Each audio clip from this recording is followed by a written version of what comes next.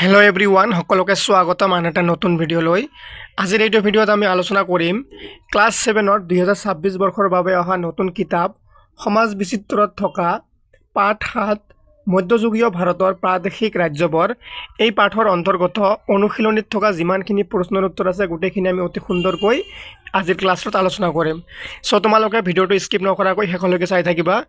তোমালোকৰ অনুশীলনীৰ 1ৰ প্ৰথমটো প্ৰশ্ন হ'ল তলৰ প্ৰশ্নবোৰৰ উত্তৰ দিয়া। ক নম্বৰ প্ৰশ্ন, কাশ্মীৰত শাসন কৰা আটাইতকৈ শক্তিশালী ৰজাজন কোন? ইয়াৰ উত্তৰ হ'ব কাশ্মীৰত শাসন কৰা আটাইতকৈ শক্তিশালী ৰজাজন আছিল জয়নুল আবেদিন। তাৰপিছত নেক্সট দিয়া আছে, কোনজন মোগল সম্ৰাটে কাশ্মীৰখন মোগল সাম্ৰাজ্যৰ অধীনলৈ আনিছিল? ইয়াৰ শুদ্ধ উত্তৰ হ'ব সম্ৰাট আকবৰে কাশ্মীৰখন মোগল সাম্ৰাজ্যৰ অধীনলৈ আনিছিল। তাৰপিছত দিয়া আছে ঘ নম্বৰ প্ৰশ্ন, বিখ্যাত হলদিঘাটৰ যুদ্ধ কাৰ কাৰ মাজত সংগঠিত হৈছিল? ইয়াৰ উত্তৰ হ'ব বিখ্যাত হলদিঘাটৰ যুদ্ধ মোগল সম্ৰাট আকবৰ আৰু মেৱাৰৰ ৰাণা প্ৰতাপ সিংহৰ মাজত সংগঠিত হৈছিল। তাৰপিছত নেক্সট দিয়া আছে ঘ নম্বৰ প্ৰশ্ন, জৌনপুৰ ৰাজবংশৰ শ্ৰেষ্ঠ ৰজা কোন? ইয়াৰ উত্তৰ হ'ব জৌনপুৰ ৰাজবংশৰ শ্ৰেষ্ঠ ৰজাজন আছিল ইব্ৰাহিম শ্বাহ শৰ্কী।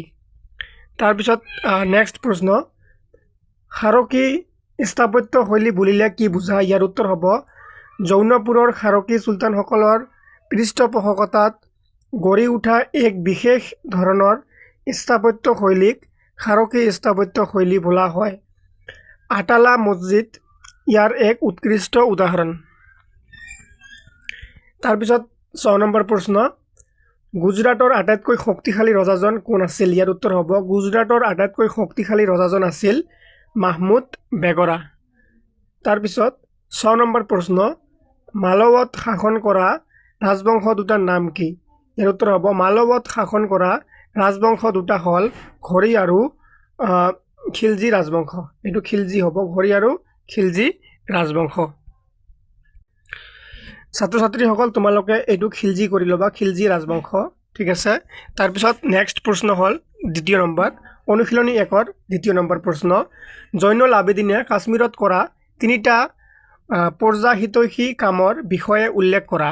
ইয়াৰ উত্তৰ হ'ব জয়নুল আবেদিনে কৰা 3টা পৰ্যাহিতৈষী কাম হ'ল 1 নম্বৰ, তেওঁ কাশ্মীৰত কৃষিৰ উন্নতিৰ বাবে অনেক খাল আৰু বান্ধ নিৰ্মাণ কৰিছিল।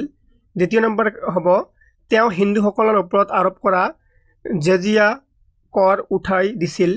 নেক্সট হ'ব তেওঁ শিক্ষা আৰু সাহিত্যৰ পৃষ্ঠপোষকতা কৰিছিল আৰু মহাভাৰত তথা ৰাজতৰংগিনী পাৰ্চী ভাষালৈ অনুবাদ কৰাইছিল। এতিয়া 3 নম্বৰ প্ৰশ্ন, যে গুজৰাট ৰাজ্যখন অৰ্থনৈতিকভাৱে কিয় সবল আছিল? ইয়াৰ উত্তৰ হ'ব গুজৰাট ৰাজ্যখন ইয়াৰ সাগৰীয় বাণিজ্যৰ বাবে অৰ্থনৈতিকভাৱে সবল আছিল।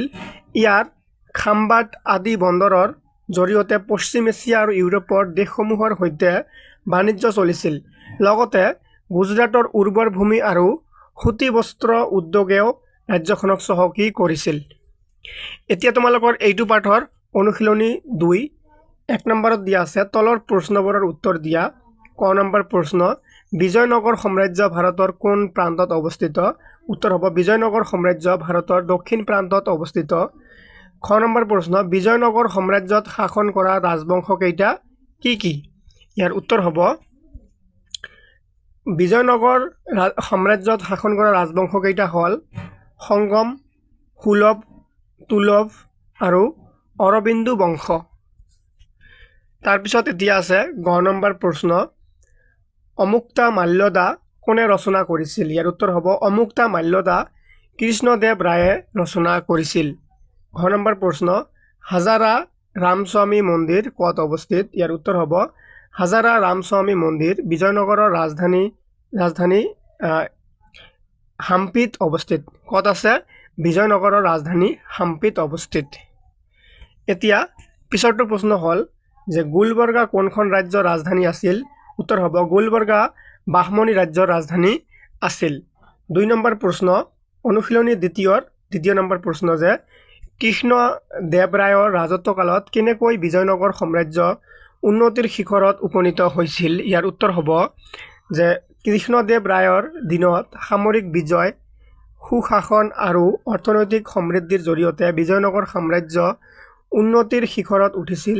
তেওঁ কৃষিৰ বাবে জলসিঞ্চনৰ ব্যৱস্থা কৰিছিল, বৈদেশিক বাণিজ্যৰ প্ৰসাৰ ঘটাইছিল আৰু শিল্প সাহিত্যৰ পৃষ্ঠপোষকতা কৰিছিল। তেওঁৰ দিনতেই বিজয়নগৰৰ স্থাপত্য কলাৰ চৰম বিকাশ ঘটিছিল।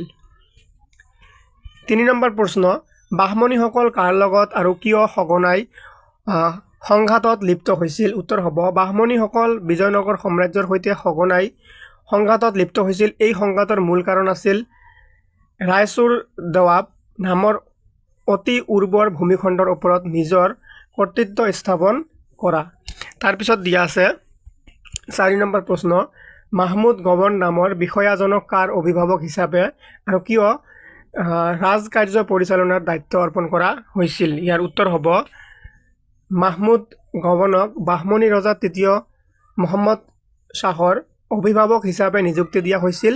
যিহেতু মহম্মদ শ্বাহ মাত্ৰ 9 বছৰ বয়সতে সিংহাসনত বহিছিল, সেয়েহে তেওঁৰ কম বয়স হোৱাৰ বাবে মাহমুদ গৱনক ৰাজকাৰ্য পৰিচালনাৰ দায়িত্ব দিয়া হৈছিল। এতিয়া 3 নম্বৰ অনুশীলনীত 1 নম্বৰত দিয়া আছে তলৰ প্ৰশ্নবোৰৰ উত্তৰ দিয়া। ক নম্বৰ প্ৰশ্ন, বংগলৈ কোন কোন দেশৰ ভ্ৰমণকাৰী আহিছিল? উত্তৰ হ'ব বংগলৈ মৰক্কোৰ ইবন বটুতা আৰু চীন দেশৰ মা হুৱান নামৰ ভ্ৰমণকাৰী আহিছিল। তাৰপিছত খ নম্বৰ প্ৰশ্ন, কোনটো ৰাজবংশৰ দিনত পৰ্তুগীজসকলে বংগত কাৰখানা স্থাপন কৰিছিল? ইয়াৰ উত্তৰ হ'ব হুছেইন শ্বাহী বংশৰ দিনত পৰ্তুগীজসকলে বংগত কাৰখানা স্থাপন কৰিছিল। ঘ নম্বৰ প্ৰশ্ন, উৰিষ্যাৰ শক্তিশালী ৰাজবংশটো কি আছিল? উত্তৰ হ'ব উৰিষ্যাৰ শক্তিশালী ৰাজবংশটো আছিল গংগ বংশ। কি বংশ? গংগ বংশ। ঘ নম্বৰ প্ৰশ্ন, উৰিষ্যাৰ কোনখন ঠাই মধ্যযুগৰ ধৰ্ম আৰু সংস্কৃতিৰ কেন্দ্ৰস্থল আছিল? উত্তৰ হ'ব উৰিষ্যাৰ পুৰী মধ্যযুগৰ ধৰ্ম আৰু সংস্কৃতিৰ কেন্দ্ৰস্থল আছিল। তাৰপিছত নেক্সট প্ৰশ্ন যে কমল খান গখৰ কোন আছিল? ইম্পৰ্টেণ্ট প্ৰশ্ন হয়।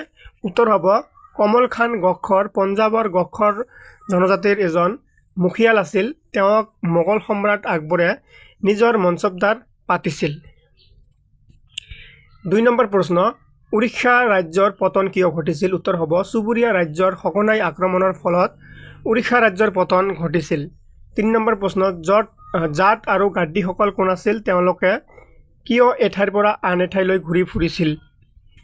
ইয়াৰ উত্তৰ হ'ব জাট আৰু গাদ্দীসকল আছিল ভাৰতৰ মালভূমি অঞ্চলৰ অঘৰী জনজাতি। তেওঁলোকৰ মূল জীৱিকা আছিল পশুপালন। পশুখাদ্যৰ সন্ধানত তেওঁলোকে এঠাইৰ পৰা আন এঠাইলৈ ঘূৰি ফুৰিছিল। 4 নম্বৰ প্ৰশ্ন, মধ্যযুগত ভাৰতত বাস কৰা অঘৰী জাতিকেইটাৰ নাম লিখা। তেওঁলোকৰ প্ৰধান জীৱিকা কি আছিল? উত্তৰ হ'ব মধ্যযুগত ভাৰতত বাস কৰা কেইটামান অঘৰী জাতি হ'ল জাট, গাদ্দী আৰু বঞ্জাৰা। তেওঁলোকৰ প্ৰধান জীৱিকা আছিল পশুপালন, চিকাৰ আৰু বেহা বেপাৰ।